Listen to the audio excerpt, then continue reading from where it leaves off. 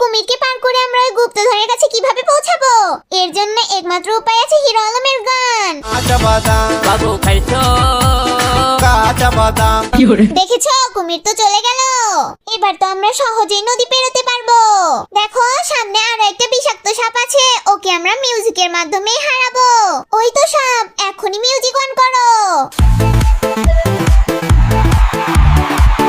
তাড়াতাড়ি চলো, সাপটা আবার চলে আসবে।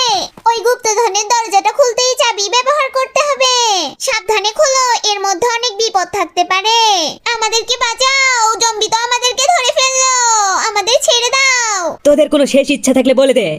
আমার একটাই ইচ্ছা, আমি এখন গাজর খাবো। সিপাইও ওকে একটা গাজর নিয়ে এসে দাও। এই নে তোর গাজর।